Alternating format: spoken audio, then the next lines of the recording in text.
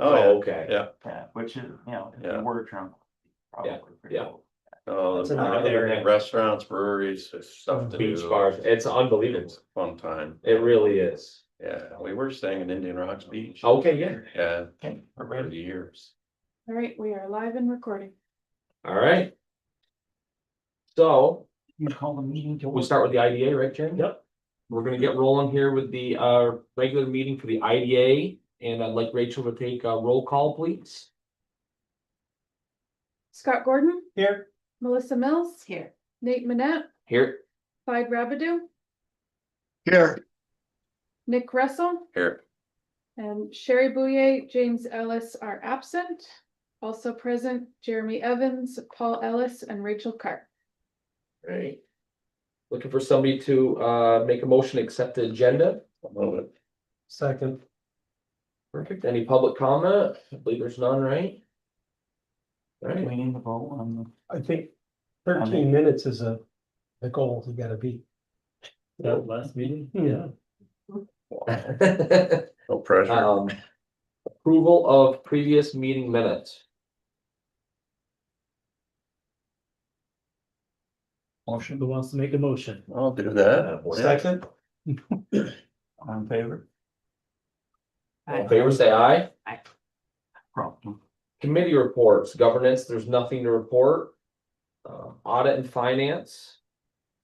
The only thing on the agenda is that in previous discussion, Nick had agreed to be the new committee chair for Audit and Finance Committee through the end of the year only.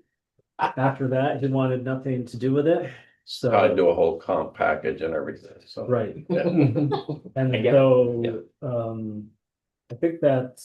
I think we need a motion for that, and then Scott has agreed to join the Audit and Finance Committee. So we need a Succession motion for plan. As the that. chair, Next year. Next chair and just join committee. Yeah, so we need a motion to, and I think we could do both of those at once. perfect, I'll make motion for that. I'll second. Great, Say all in favor. all in favor? Aye. Aye. Treasurer's report. Not much more to report, it's just same old thing that, you know, timing on different things. We do, we're now booking, any invoicing we do with the state, we book it immediately. We don't wait for the payment to come in, so we're recognizing revenue at the time of invoicing, so it's just a little bit more streamlined and it helps, with our, tracking. Great. That's it.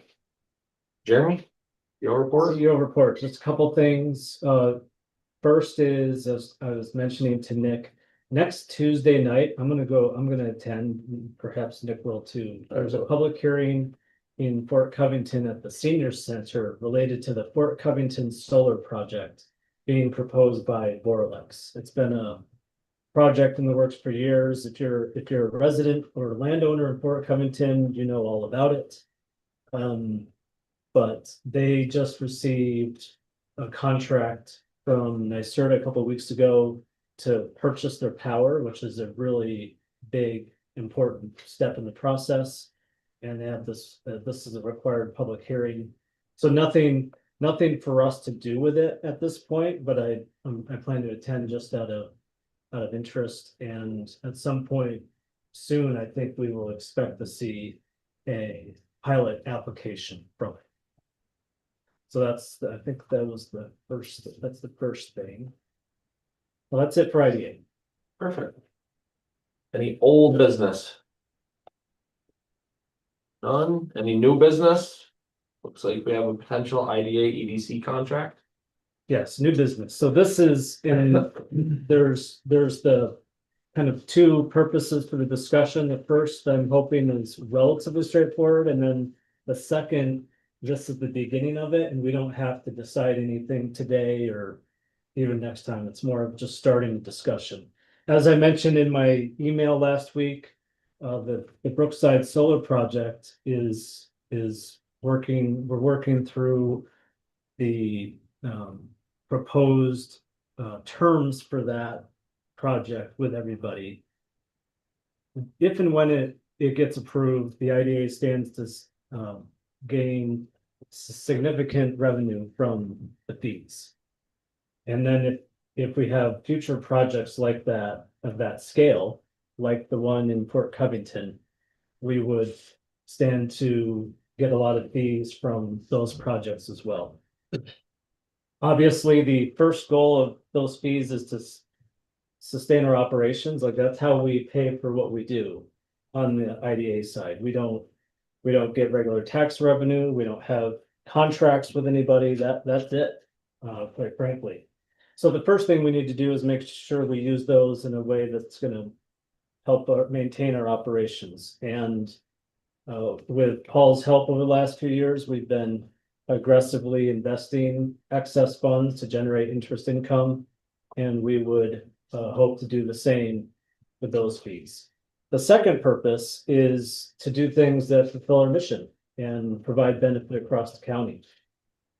One of the things that we would like to have everybody consider is to dedicate some of those fees in an amount that, or a percentage that we can determine over the next couple meetings to fulfilling the mission of the IDA and the EDC, and doing it through the EDC, because the EDC has a lot more flexibility in what it can do compared to the IDA.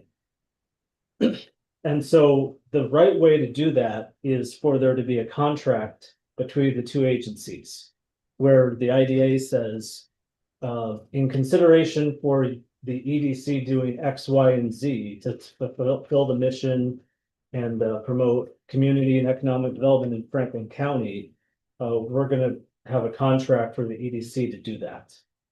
And then it just, over time, the IDA would provide those fees to the EDC, and the EDC would do whatever it was asked to do. So that's the mechanism, and that's what that Paul and I have been working on, discussing it with Justin Miller, who's our IDA counsel, on how that could be done. It's a model that's used in other places, and we have the advantage, not every IDA has a companion local development corporation, but we do. And we think it's by far the best way to use some funds to benefit businesses or communities across the county. That's number one. So we feel pretty comfortable recommending that we do that. The second part of it, though, which I would hope is just the beginning of the discussion today, is how would we use those funds? As I had mentioned in my email, one proposal that we have is to create a grant program, or a variety of grant programs that achieve specific purposes. This would be modeled after what Lewis County is doing. They've been doing it for a couple of years, seems to be really successful. The benefit of creating a grant program with funds like this is that they are very flexible. There's not all sorts of red tape that comes with all the other stuff we do, where we're getting state funding or federal funding. We can pretty much decide, here's what our goals are, here's the guidelines, and how we want to do it, and just make it happen. So much easier. When I sent the email out, Clyde had responded to that, talking about being really, he can speak for himself, but trying to be really strategic about how you would use funds like that, say for doing something like housing, which we know is a really big need. And I think there's a lot of value to that, and just being strategic about what we do with it. So the first part is there any questions that we can answer about the idea of just giving consensus for us to work with Justin to come up with a contract, this idea of the money coming from the IDA, the EDC, and then that's my first goal for It's a today. one way, One way, yeah, not EDC. to IDA. Correct. Yeah, I just want to comment. So there are certain services presently that the IDA provides on behalf of the EDC.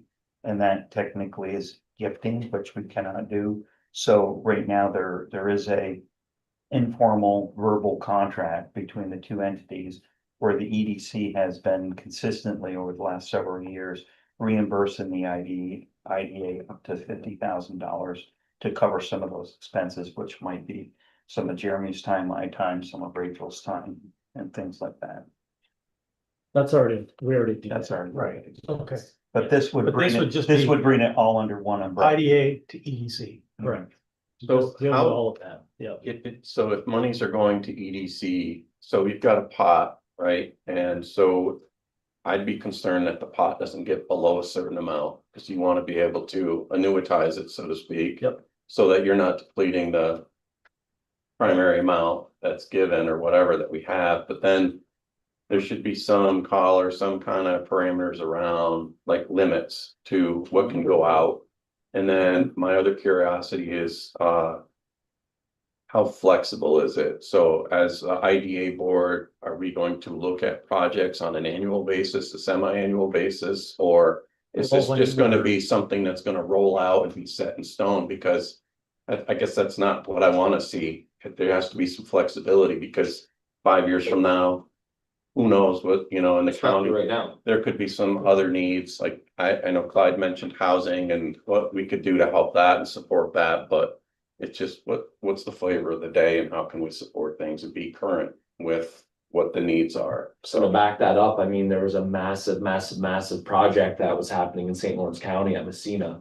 With a hydro plant, between the tariffs and just the change in government, that project has stalled completely. Yep. I don't know if you're gonna see a trickle down effect, but I have a feeling you're gonna see some of these solar project and wind farms maybe slow down. I could be totally wrong, but I do think that's a great point.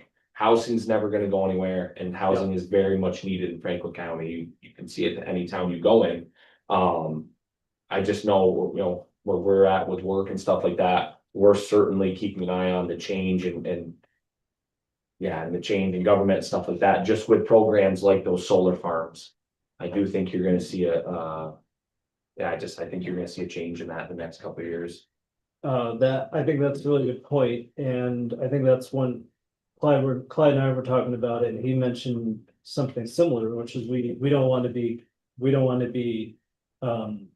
depending on these revenues from these future projects, No. because you don't know, number No. one, and number two, it's a presumption that we will come to terms that we like, and we need to look at each one individually and make sure that it's worth doing. So I think all of that is related and really smart.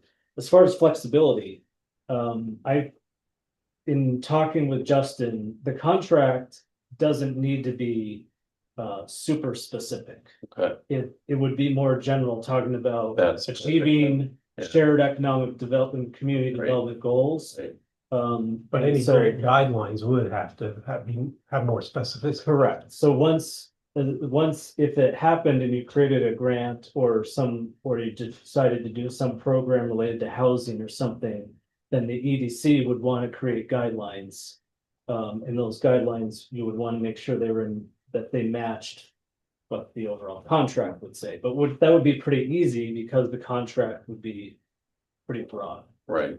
There's only going to And be they're all- so much money because there's a set amount, and then we're only able to invest in certain instruments, government, T-bills, whatever. Yes. So there's only going to be so much interest earned, and then determining how much of that do you want to outlay each year without jeopardizing being able to use that money forever. 100%. We want to go So- to perpetuity on it. Right, Right, so, and so to address that, And is this something let's say, project.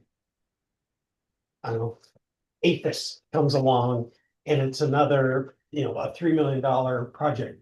Can you add into it, or would there have to be another agreement between IDA and EDC? I guess in my head, that's a good clarifying question for Justin. In my head, our heads, the idea was you establish this, and then each time you had a Just project, put it into the you pot, just are adding to and it. then the grant program Right. can grow and grow. and grow. Correct. So to Nick's point, though, it's to address your concern of making sure we reserve what we need for the Right. IDA. What we would suggest is that we set a percentage that goes It would from have to the be a IDA fund, percentage. and that's it. Mhm. And I can't imagine it can be more than 3.5 or 4%, because that's Mhm. basically the max you're gonna get from any T-bills or whatever Well, agency. So you're talking, you're talking something different, that's a different approach. That's not what we were. so the sheet that's in front of you basically takes. As an example, the current Brookside.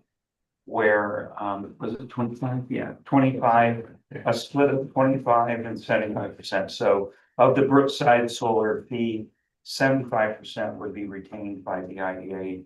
25% would be redistributed to the EDC. And then what I One did time. is. What's that? That's a one-time, Right at the beginning, so, anticipating that, if the EDC got their portion, 550,000. What I did is just a very simple, straightforward calculation of the interest income. For each entity over a 5-year period. The reason why I picked a 5-year period is. There is a possibility that Brookside will come back and say, we don't want to pay the fee up front. We want to pay it over, we'll make an upfront payment and pay the balance over 4 years. If that's the case, I'm not giving them free money, there's gonna be an amortization along with that. So that's why I kept, and for all intents. and When will you purposes. know that? I don't know, as we probably get closer to closing on it. So you put your money in a CD, obviously you can't use it besides like a. So I don't invest in CDs right now, it's strictly treasury bills because they are the most liquid. And they're offering the highest rate of return. We're extremely restricted in what we can invest in. Okay. That's about the safest. Investment for that rate of return. The general municipal law governs all this. The EDC could be more flexible, but the reality is we're supposed to protect these deposits. If these deposits grow significant enough, the board might want to deviate down the road. I wouldn't say this is something within the next 2 to 3 years. But if we continue to get larger projects like this was something that Nick had brought up before, that, there may come a time where we have to have a professional firm doing some very conservative investments, but market investments that could yield much larger rates of return. You're not yeah, able to do that now? No, because you'd be getting into, I mean, you'd be spreading your risk out, you'd be doing, 3, 5, 10, 20, 30-year T-bills to keep. Just somebody a lot, I don't know, more knowledgeable about all of that and spreading. the Right risk now, out and that everything's- kind of thing.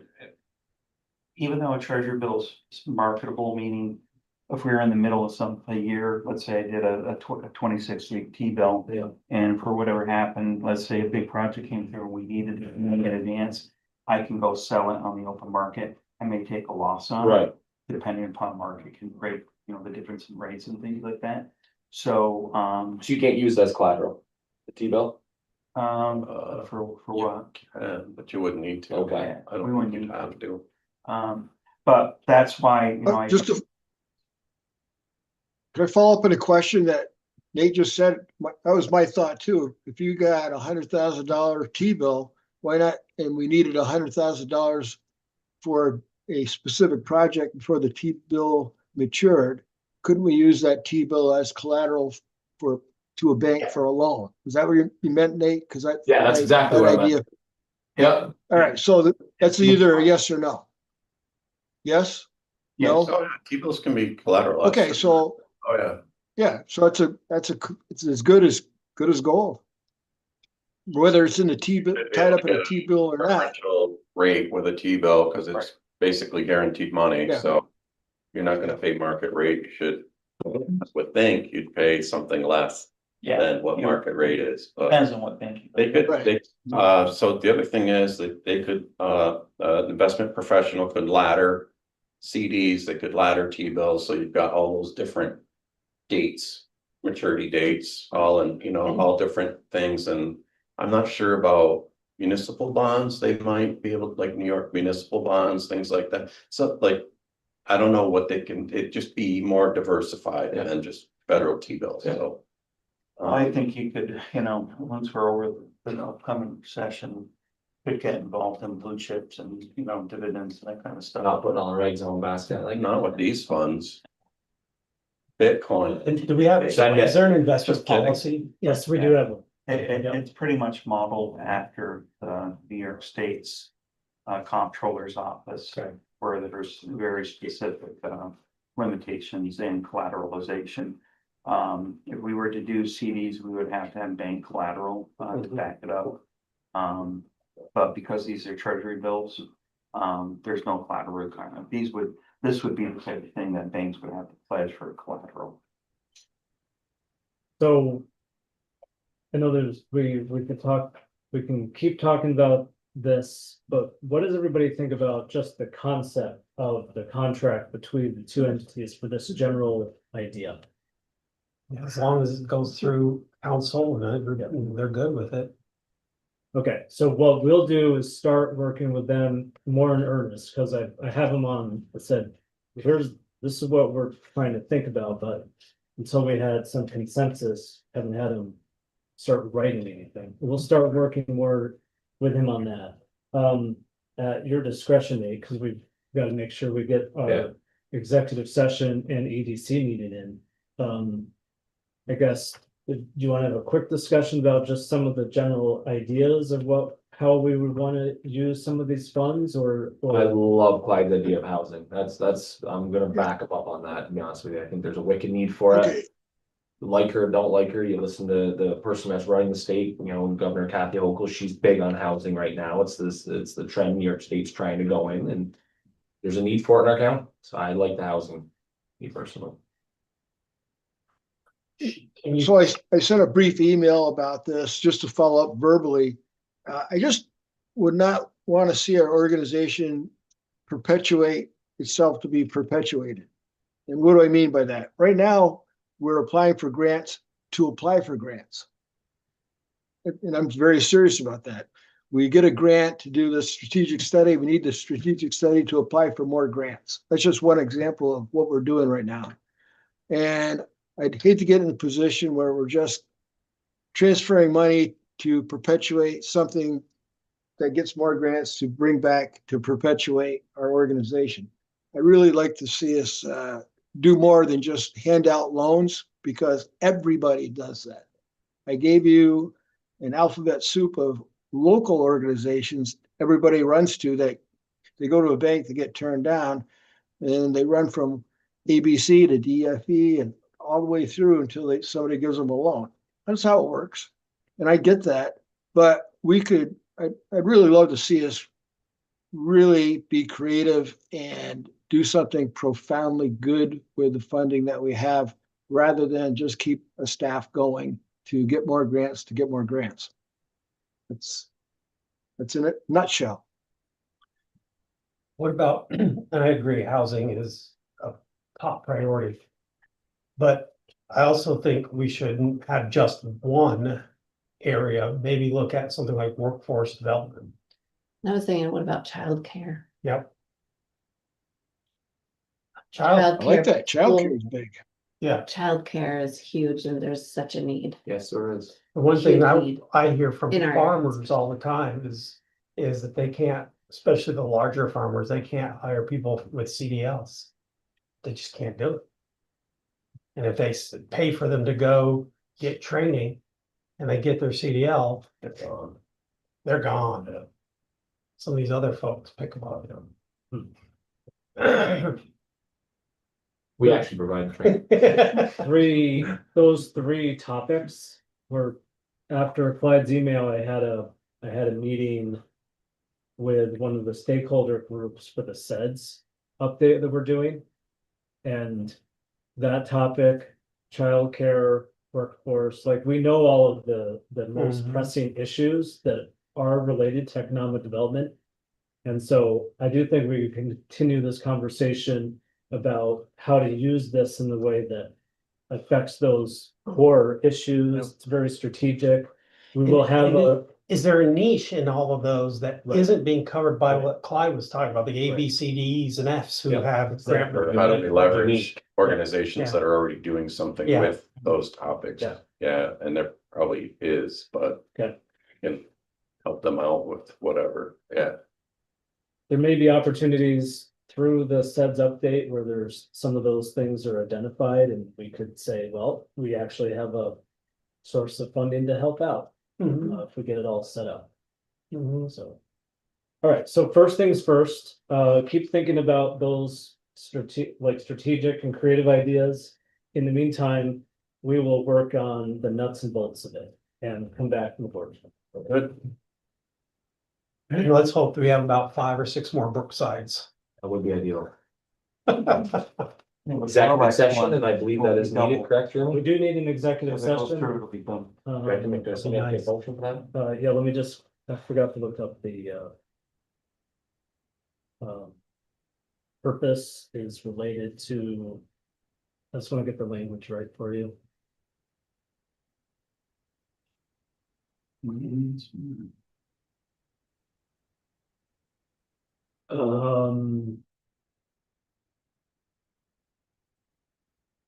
This is the financial credit employment history of a particular person or corporation. That's the purpose. So we do need a motion to go into executive session. Second. All in favor? All in favor? Aye. Clyde and Sherry, you're gonna have to join the breakout room. Okay. Okay, how does one join a breakout room? You'll be prompted to join it. Oh, okay, Facts and the. okay, here I go. He All right, there's the door. He's a beauty.